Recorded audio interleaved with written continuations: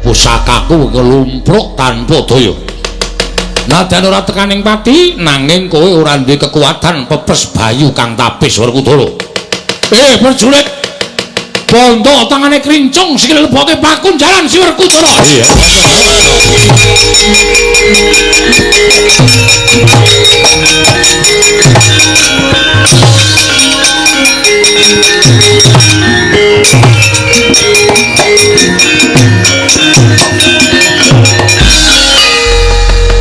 Sawaska kadohan Nadyan aku durung tau tepung nanging kae jaring akeh padha nyebutake entuk Raden Janaka satyane bagus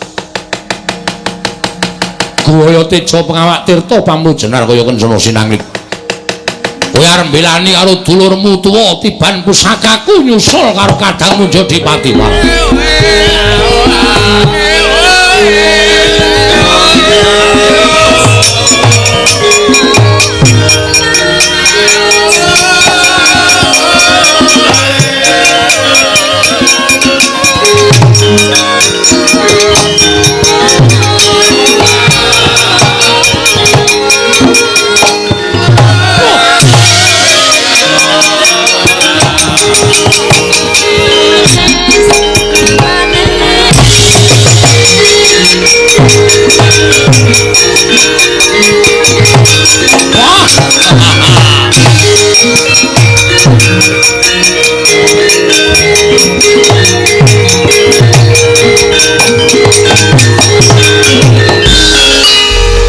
tiban pusakaku ora eling Purwoduk Sina kowe Janaka alah dalan Nadyan kowe kondang dari langing jagat lan curing bawana ning ora menang mungsuh pusaka kekuatanku Kyai Candra Wirayang prajurit iki leboke bakun jalan dadekke siji karo kadang itu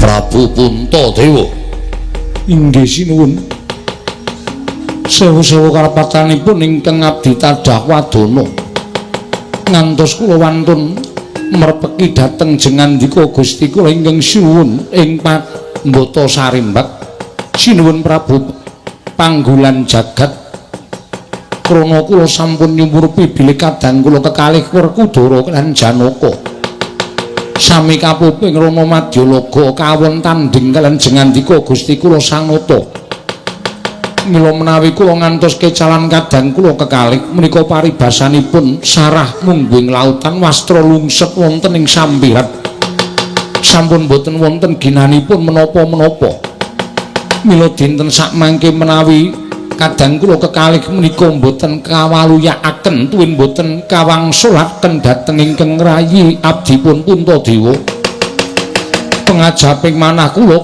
mboten nedya gesang nanging malah nedya sumusul dhateng kadang kula kekalih sinuwun dalah bagus yen ngono kowe banget tresna karo adimu sakulon Werkudara Putune Janaka ingkang tak rangket ingin padha tak bondo tangane tak krincung sikile wis ora iso glawat babar pisan monggo kula aturi bondo ingkang abdipun Puntadewa katunggalna kaliyan para Pandhawa sanesipun lajeng sakmangke ginanipun menapa menawi kula gesang menika namung ijin datan para wak mboten wonten sederek miwah mboten wonten kadang kula ingkang saking menika kula pasrah bongkokan dhateng paduka Gusti kula ingkang Sun Prabu Panggulan Jagat prajurit bondo leboke bakun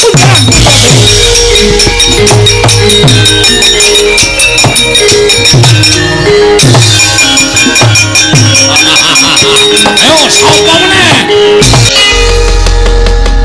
Petro mlayu-mlayu ning ngowo matur Ndara Baladewa sewu lepat diagung mangsami nggih yo ning ngowo piye kabare peperangan jroning Karangkadempel Werkudara ingkang nalika semana sagung ngundurake Prabu Panggulan Jagat lah kok dadi ora ana kabare malah kowe mlayu-mlayu kaya bocah cilik iki ning ngowo sewu lepat nyuwun pangapunten nggih kula munjuk atur ngesanipun Sri Prabu Baladewa ya piye iki kok semanten kula nonton ingkang sami perang Ndara Werkudara nggih majeng Ndara Janaka nggih majeng ya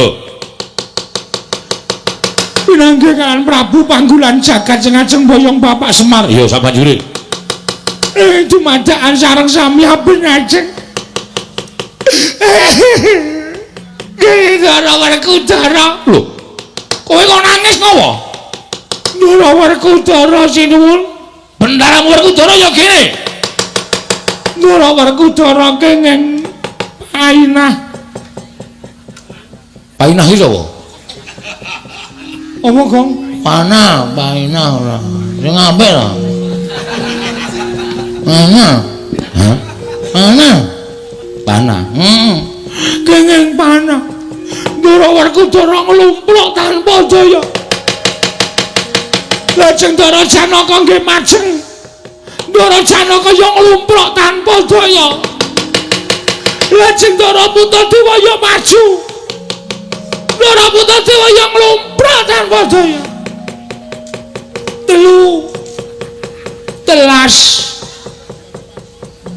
Telu entek piye? Telung piring entek. Gong ora sembrono ah. Gong ora sembrono to? Pancal raimu. Ya wis. Terus. Ndara Puntadewa, Ndara Werkudara, Ndara Janaka kepikut musuh. Ae iblis lanat.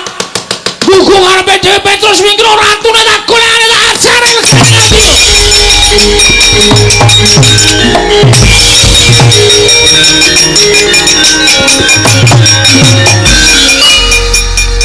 Ning mlayu kok dadak nyampar rai lho.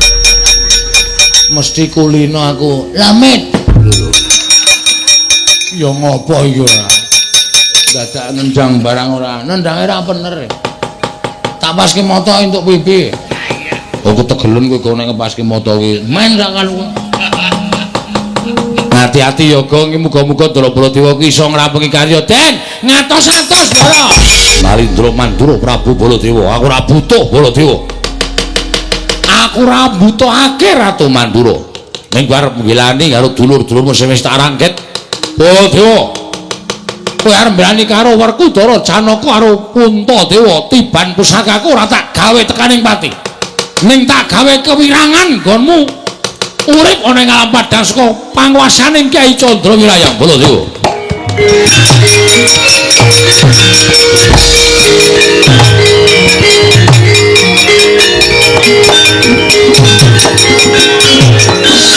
Manus maning jajalaran sukertaning bawana wah menungsa licik kowe Panggulan Jagat. Durung babak kulitmu, durung putung balungmu. Kowe ngentokke pusaka ana dadaning Baladewa ya. Mrene yo, ya berat cueng-cueng kuandamu Den. Ndara, den piye Den?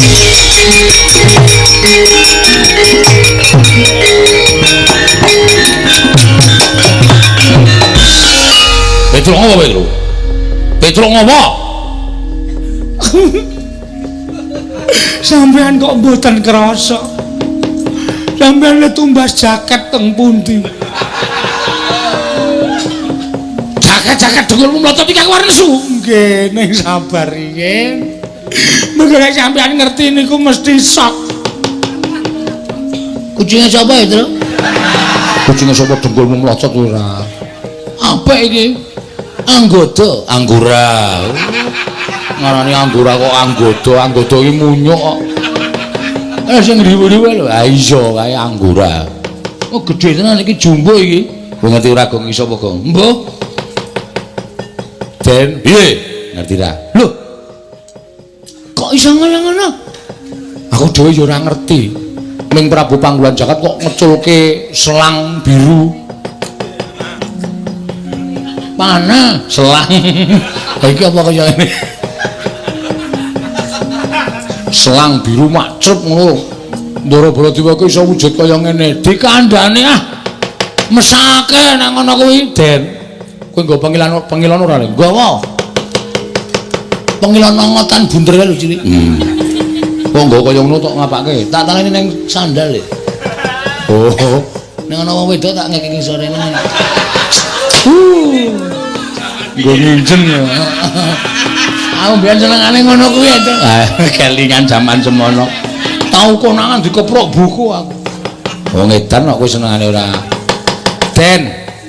Sampeyan mang ningali suku panjenengan to? Apa ora krasa wujude? Lho iki waduh mati aku. Petro mati.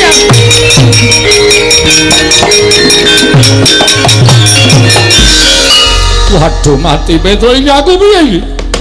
Petro iki aku dadi kaya ngene iki piye Petro? Kula dhewe ya ora ngerti. Iki sampean kenging panah nesu-nesu wae terus ngerti-ngerti wonten kebul makbul. Ilang wujude Ndara Baladewa wujud macan. Waduh Petro, ati aku. Lha iki aku ora iso bali nang Mandura nek wujud kaya ngene iki.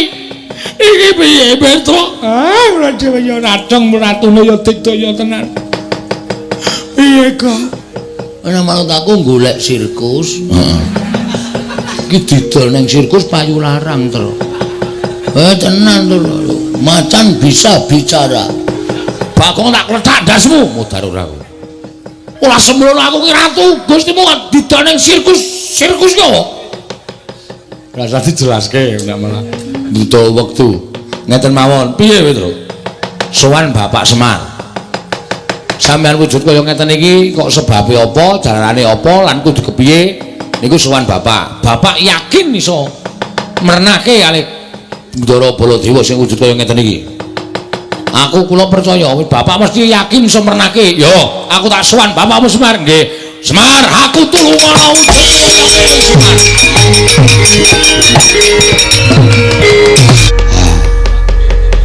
Petro iki sapa Petro? Niki sinten napa Ndara Baladewa, Pak. Ndaramu Baladewa? Nggih. Lah, kena ngapa? Kula ngetutke kena panah terus dumadakan wuran wujud dadi Sardula kaya ngeten iki. Blegek-gegek satulita mel Semar mati aku. Aku tulung ana Semar, aku tulung ana. Semar piye kanane kaya ngene iki? Nggih. Nuwun sewu, niku sampean ora luput ora kleru ning pancen niyate diwirang-wirangke karo panggolan jagat. Pusakane panggolan jagat pancen digdaya. Napa sing dikarepe panggolan jagat iso kaleksanan, iso kasembatan. Ketitik sampean kena pusaka iso dadi Sardula kaya ngoten. Aku ora iso bali nang negara Mandura. Aku tulung ana Semar. Aku tulung ana iso bali nang negara Mandura pulih kaya wingi wujud nata Mandura Prabu Baladewa. Nggih, nggih. Ning enten syarate. Syarate apa? Miturut petungan kula sampean iso dadi Baladewa malih wujud menungsa lumrah. Nek sampeyan kudu iso nemokke teng pundi Ndara kula katelune Ndara Puntadewa, Ndara Werkudara, Ndara Janaka le dikunjara kali panggolan jagat. Nek sampeyan iso nemokke iso ngluwari Ndara Puntadewa, Ndara sinten niku Werkudara, Ndara Janaka, kula kinten sampeyan bakal bali kaya wingi uni. Ning nek sampeyan ora iso nemokke Gusti kula katelune, lha nggih sampun nyuwun pangapunten. Kula ora iso pripun-pripun sampeyan tetep wujud kaya ngeten selawase. Aduh mati aku Petro piye? Anggen niku kudu dileksanani goleki mawon. Mula sampeyan manglunga saking mriki manggoleki temu didurunge Ndara Puntadewa, Ndara Werkudara, Ndara Janaka le dikunjara. Kula kanteni anak kula Petro Nalagaring Bagong. Supaya sampeyan aja nganti dioyak-oyak wong desa, dioyak-oyak para kawula disengguh macan tenanan. Yo. Sago mboten? Yo, aku sago. Nek pun sago, mriko mang mlampah liwat mburi mriki mawon ndak ketemu panggolan jagat. Petro Bagong daramu iki tutna. Waduh. Tutke macan, Gong. Ayo wis mudhun derajate. Mau ngetutke satriya saiki ngetutke macan. Ora apa-apa. Engko nek ngelih ati diklesak. Bagong aku ora doyan daging. Macan kae aku pangananku kaya menungso. Oh nggih pun, soalé mengko nek tiba-tiba sampean lapar terus kula pas nunggu sampean terus maem ya cilaka temen Entru. Ah iya. Pun monggo den kula dherekaken Ayo Petro aku turno. Monggo Gus kula dherekaken Pak kula tak ngaturke anu napa macan. Ya sing ati-ati jaganen aja nganti dioyak-oyak wong Karang Pradesan.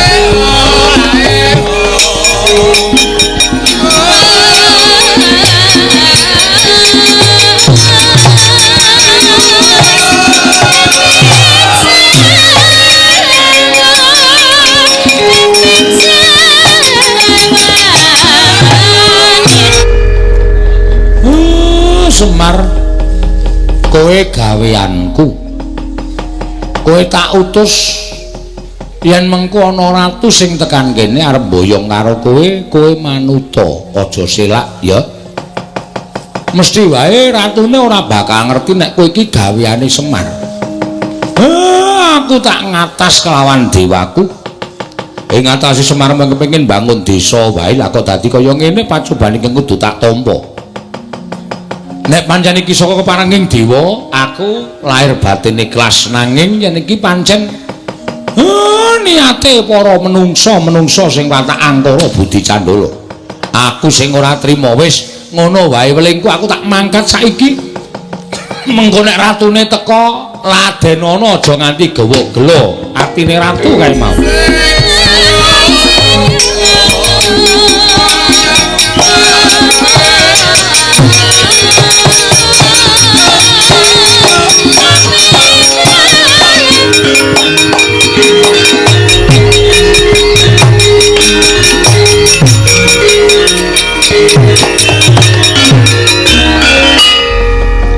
Nadyan kowe dipageri karo menungsa sing padha tresna karo kowe nang nyatane kabeh ora ana ingkang monggo pila mungsuh aku. Swar. Dina iki kelakon penjangkangmu bakal mboyong karo kowe. Ming dijaluki tulung supaya gawe srana negaraku kilang pagebluk lah kok dadi kowe malah sajake ngewak-ewakake ngias. Ayo kowe saiki ora ana sing bakal menehi pengayoman karo kowe. Kowe gelem ora gelem tak boyong marang negaraku. Semar. Lho malah ming mesam-mesem. Kedumel ora metu suarane. Nek ngono kowe ora bakal kumbe ora bakal sirak. Ayo tak boyong dina iki bareng aku. Oh. Solo garing dalem den Petro wonten dawuh Ndara. Ponokawan Bagong wonten timbalan. Wah, rumangsa bingung rasaku. Ndak kira gampang apa ya menyang didununging para Pandhawa ning kepingkut mungsuh. Lah kok tinemune angel digoleki. Nadyan wis nasak pirang-pirang alas parandene ora iso ketemu kelawan ingkang Dak Upadi. Ning nggih ampun lokro, tetep kudu ditutuke. Napa sampean purun dadi macan terus kaya ngoten niku nek mboten kula nutuke. Nek kersa dadi macan terus kaya ngoten niku nggih pun kondur mawon teng Mandura mboten sanggoleki Ndara Pandhawa. Lah wong sampean ya ora terus semangat kok ya. Ulun kula ingkang sowan. Nggih. Ismaya ulun wis mangerteni kita ingkang abiyantara ning ngarsa ulun bayana parigawe apa Semar.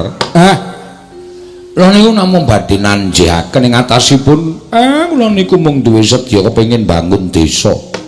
Lah kok dadi pacoban sing kula tampa kok malah mboten kanten-kantenan. Mboten namung tumanduk dhateng pun Semar nanging ngembet dhateng punden kula para Pandhawa. Semar yakti apa ingkang bakal kita leksanani ana ing Karang Kadempel tan bisa pisah kelawan para Pandhawa. Ponokawan kuwi tetunggalan kelawan para Pandhawa. Mula kang sangka kuwi Semar. Pandhawa kudu wal saka bebaya ya mung kita kelawan Nata Ndrawati ingkang bisa ngrampungi bebaya ing tumanduk marang momongan kita para Pandhawa. Lamun kita bisa ngrampungi pacoban ingkang gawe sangsaraning para Pandhawa lumantar Nalindra Sabrang ingkang sowan ana ing ngarsa kita nalika ning padukan Karang Kadempel. Yen kita bisa mangrurah satru murka wujuding Prabu Panggolan Jagat yakti kita bakal ngerti sapa ta sejatine ingkang wis wani nggirigodha nglawan apa kang dadi gegayuhan kita Semar. Gunjang ganjing langit kelap-lapaten liregen canging risang mawe gandrung Lah lajeng anggen kula saged ngrampungaken kita aja pisah lawan Nata Ndarawati. Sabab Nata Ndarawati ku jangganing Pandhawa, kita minangka dadi pamomonging Pandhawa. Loro-loro kudu manunggal dadi sawiji. Mara kita enggal mudhuna ning jagat golek ana Nata Ndarawati, sawise iku golek ana para Pandhawa nggone padha dibanda dening menungsa ing watak Angkara Budi Candala Kesemar Badranaya. Kula nyuwun pamit ulun, sing ati-ati aja kaya bocah cilik.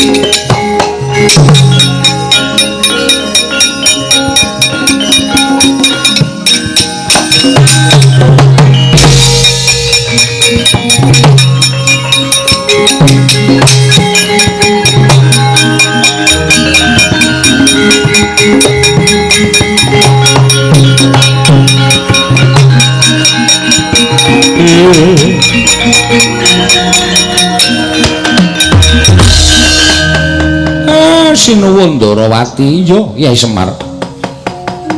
Karang kadempel geger kok sampeyan mboten ngetok. Mergo aku wis ngerti ana ingkang bakal bisa ngasulake Nalendra ingkang nedya mboyong marang Semar. Tinemune bener Koko Prabu wae nganti kepirangan para Pandhawa kepikut.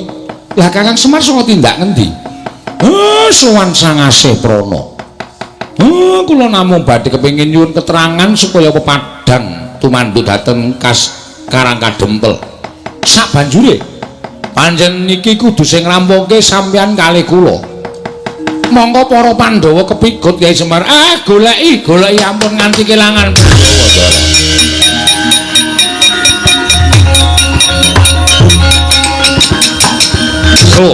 Wonten dawuh Den. Dina samengko wis kecandhak menyang endi dununge para Pandhawa. Sampeyan niku ampun ngawur wong niki alas kaya kenten kok kecandhak pripun. Yen ditonton nganggo netra Waloka pancen wujude alas. Nanging iki ana wujuding pakunjaran. Mongko wujuding panglimunan tegese ora kasat mripat. Mula ora ana ingkang ngerti pakunjaran iki. Welatan. Mbok menawa lebete pepundhen Pandhawa sinuwun. Mbok jajal sampeyan budidaya supaya iso jebol pakunjaran iku jarine bapane sampe iso ngluwari para Pandhawa iso bali kaya wingi-wingi Ndara. Gunjang ganjing langit kelap-kelapaton lir kincanging risang mawe gandrung tinebak pakunjaran dening Sang Sardula kedadosan saking Nata Mandura. Temah jebol punang pakunjaran Nata Mandura ingkang wujud Sardula bali kaya wingi-wingi.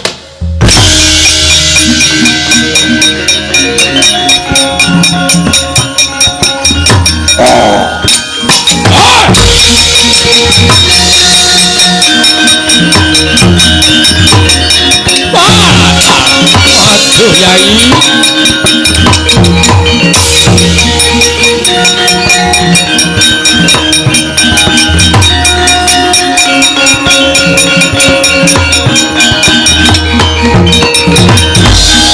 Koko Prabu ngaturaken panuwun dene paduka sampun saged ngluwari dhateng ingkang rayi tuwin kadang-kadang paduka.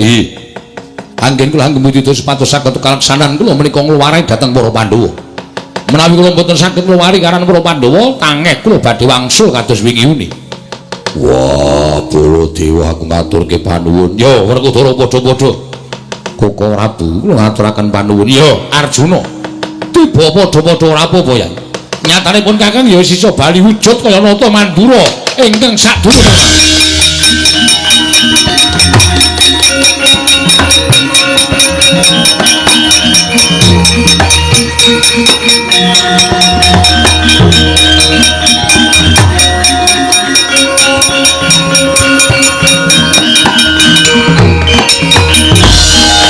Iki Yai Kresna, Koko Prabu kasinggihan mekaten. Saka endi? budidaya supados saged ngrampungi perkawis menika kaliyan Kakang Semar. Weh lah dalah iki yo Semar malah wis tekan kene. Nggih.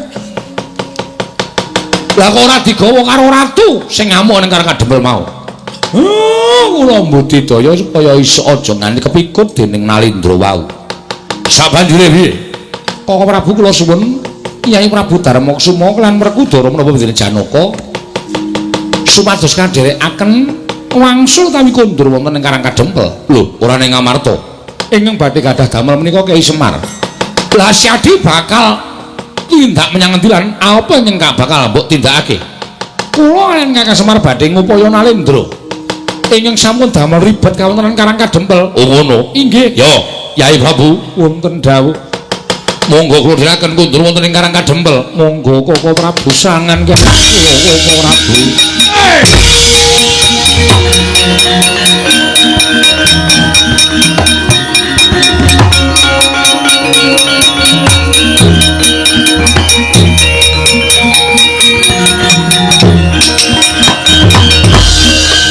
Ora weruh Semar.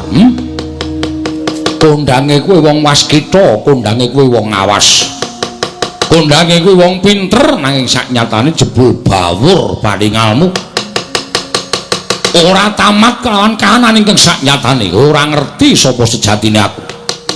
Nggonku budidaya gawe sirnamu wis tak angkah pirang-pirang abad nanging ora tau kelakon. Dina samengko bakal kelakon penjaga ngono bakal nyirnakake marang pamonging wong tanah Jawa. Kowe tekaning pati ora ana ingkang dadi pengayomaning para Pandhawa.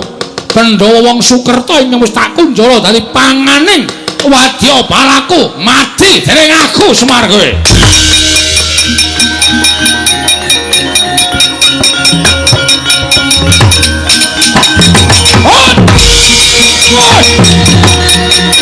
Edan.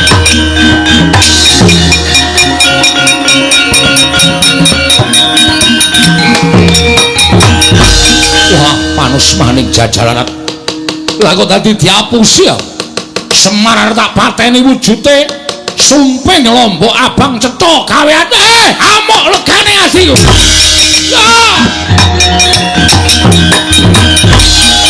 Manungsa ora tatana gugu arepe dhewe. Ngino karo Prabu Panggulan Jagat Clorong Candra Wirayang. Wah, mbok sakenane sapa? Wah!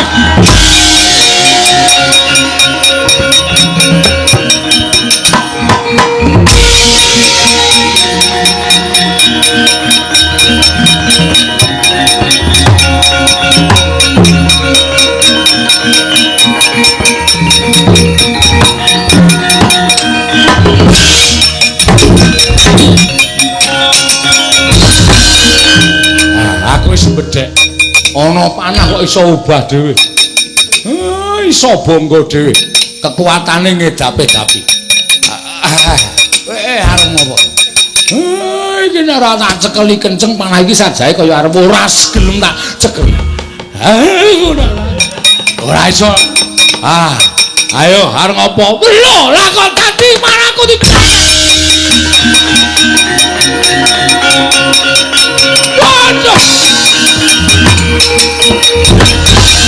Wah, edan pusakaku digawa dening Semar.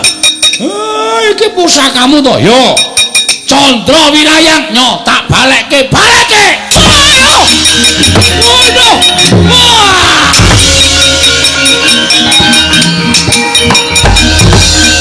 Tinujahaken wonten dadaning Sang Prabu Panggulan Jagat. Nalika semanten Yanayu Baskara Timangsa Sirna Margalayu. Panah Badar Betari Durga Sang Prabu Panggulan Jagat Badar Sang Hyang Bathara Kala.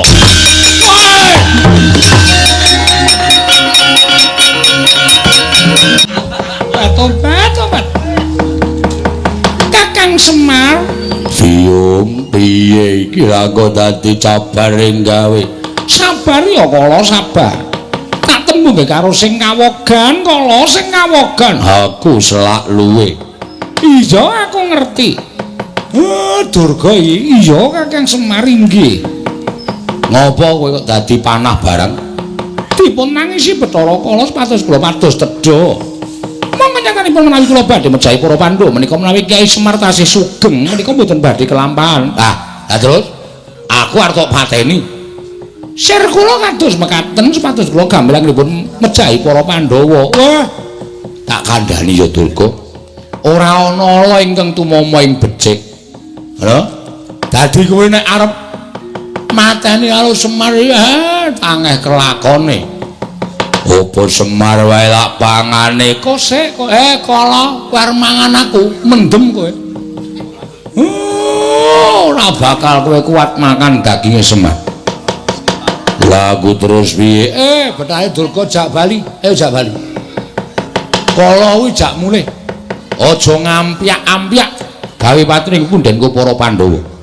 Kowe wani ganggu gawe para Pandhawa, ganggu gawe kawula Karang Kadempel, gedene ganggu gawe kawula negara Ngamarta. Konangan Semar malah dadi emput kowe engko. Inggih, mulih. Wadya balamu jak mulih kabeh. Sing picak dijoroke. Tobat digandeng, sing lempo digendong, sing bisu dijawil. Wadya balamu ganggu gawe dulur-dulurku kali nangka kene aku mbala geni mungsuhe Semar. Nyuwun pamit ya, nyuwun pamit.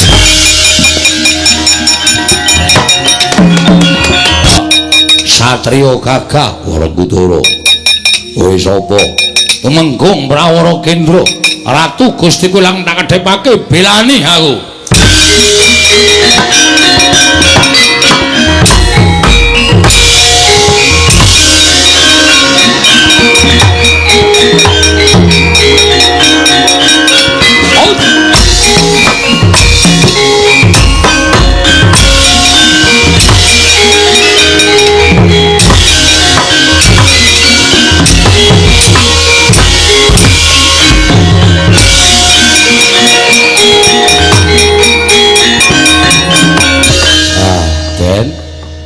Sedaya pun ketingal padhang.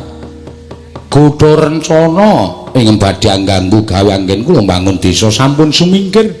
Awi tetunggalan manunggal Nayok Narapraja Nayaka kan para kawula sengkut gumregut mbangun desa Karang Kadempel supados langkung rukun langkung manunggal mboten saged dipun pisahaken mawi menapa kemawon. Tentrem ayem nirbaya nirwikara durga mendhak kala sirna lan tansah nampi barokahing Wang Mahanasa. Yo Semar purnaning gati sura sudrajane ingkang retsa brasta kamulah Darmastuti rahayung sami makarya rahayung samya pinanggih Ndara.